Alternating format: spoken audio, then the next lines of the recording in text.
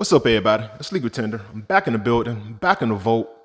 On this video, I'm gonna show you how the process I go through to identify what notes I want to purchase to pull out to make a new video. All right, so let's get into it. First off, I want to thank everybody for the love and support as always. Thank you, thank you, thank you. If you're a fan of numismatics, if you're a fan of paper currency, if you're just getting into the hobby of numismatics, stay rocking with me, stay rocking with the channel. Every Tuesday is Legal Tender Tuesday. And I will be making a new episode every week, speaking about something new, different, or interesting within the realm of numismatics. If you have any questions, comments, or input, put it down in the comment section. I read everything and I respond back as soon as possible. And I love the dialogue. So anything, put it down in the comments. I'll respond back as soon as possible. Throughout the video, if I say something that is off or a little different from what you know, let me know via the comments or just your overall take on doing this process different to give me greater awareness. All right. With that being said, let's get into today's episode. And this episode is due to a comment that I did read. So I want to shout out oxtails1. So just for you, brother. So based on the question, he asked, would I make a video or not really make a video? He just asked me what I do in regards to purchasing a note. So let's go. All right. So I get the majority of my notes, like 98% from eBay. I found some in a while. I have contributing individuals that donate notes to me and just let me have them on the scrimp. That is super awesome. And I will be working on a PO box to keep those contributions coming in. So that's crazy love. I want to thank you for the love right there. Then I do go to my local coin shop from time to time, but again, mostly I get mine from eBay, and this is how I screen. This is my screening process for purchasing notes. All right. So the first thing I do is I go to eBay, and since I mostly deal with US currency, small size, like 1928 to today's present date, I go to US paper money. And I go to small size notes. The next one is large size notes, and then it's broken down by category, as you see right there. Zoom in a little bit. All right, so this is what I do. US paper money, small size notes, and then depending on what type of currency type I'm looking for, then I plug that in, whether it is silver certificates, gold certificates, Federal Reserve notes, United States notes, national currency, and so on and so forth. I go on from that point. And you can type all that in the search bar up top, and it'll take you right there. It'll take you where you need to be. Now, something else that I do immediately is I go to the filter and I go to buy it now. I'm not wasting my time with auctions. I'm not that crafty. I don't want to place a bid and wait for the last 5, 10 to 15 seconds to make another bid to outbid somebody and get that at the last moment. I don't set my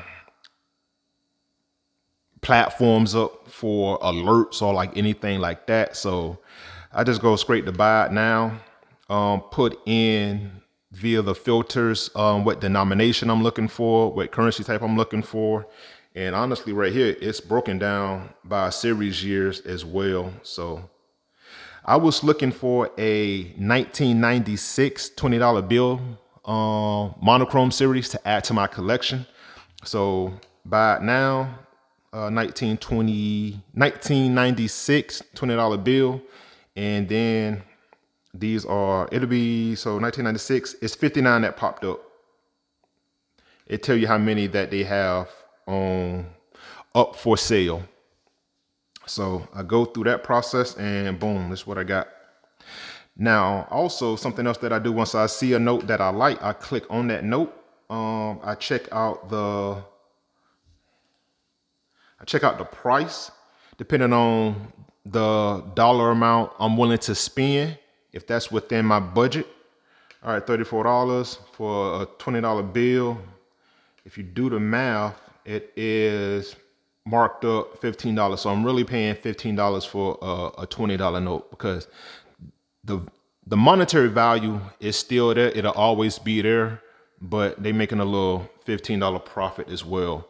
And something else I do with the filters, I do buy it now, and then I also go to shipping, i.e. the delivery. If I could get it with the delivery fee is waived or free or already factored into the price, I take that. But I don't want to spend, just say $35 plus another $5 for shipping and handling as well. Now that price may already be factored into the overall price. It's just seeing that there's an additional charge plus what I'm paying for it.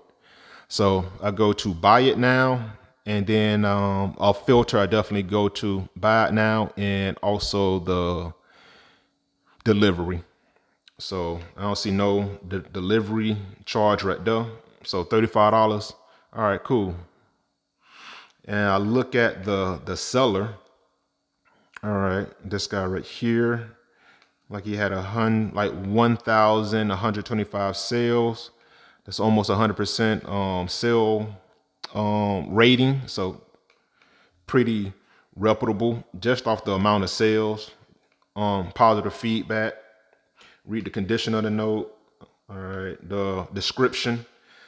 Chris, UNC 1996 Philadelphia Federal Reserve banknote $20 bill. Feel free to contact me. That's also cool too. Like, he's willing to be receptive if you have any questions. And I do that sometimes based on the dollar amount I'm spending. Then if I'm buying a lot, which is multiple notes, I want to make sure that I'm getting all those notes that's visible. So if this was an image of three $20 bills, I want to make sure that if I pay this price, I'm getting, or whatever price that may be, I want to make sure I'm getting all three bills that's pictured. So I reach out to the people, and every time I reach out, they always respond back. I just made another purchase of 3 notes, and I can't wait for those to arrive in the mail and share that with you as well. So look for that right there. All right, the price, I could afford that $20 bill. It looks nice. And what I'm looking for when I purchase, some criterias for me are that I don't want any notes with as minimum pinholes as possible. So no pinholes, very few rips, tears, frays, creases, bends, folds, anything like that. I do understand with the older notes, anything maybe, let's say pre 1990, I may get that. And also depending on what currency type.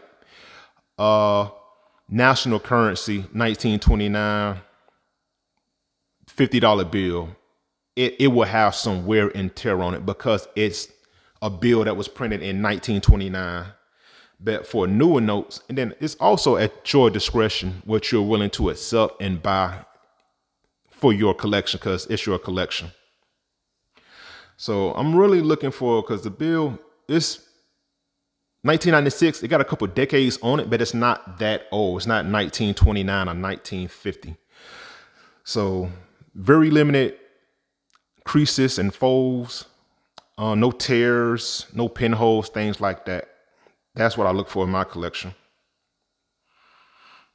And I also appreciate multiple pictures that the seller puts up, because now you get to see the note at different angles. Look at that. I don't see no creases, no bends, no folds, none of that. So, okay. And I also get to see the security script right there. So that already tells me that this is a legit note.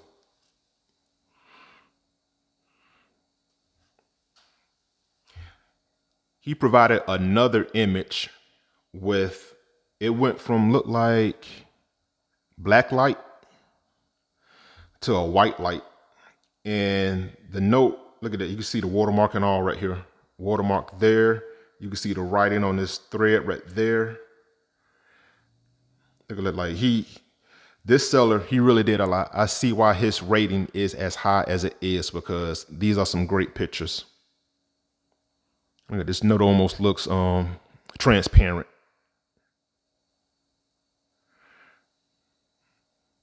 Again, right there, you can always tell the centerfold right there, the center crease. I see nothing right there on the obverse. Didn't have an image, didn't have a picture of the reverse, but yeah, that's what I do. So once I see a note that I like I said, buy it now. So I buy it now, click in. All the information is submitted, and then I just wait at least a week until I receive my recently purchased note. And oxtails1, that's how I do it. So if anyone does it any differently, let me know. I really go through primarily eBay. Other place, I'm hearing about heritage auctions and Ampex, things like that.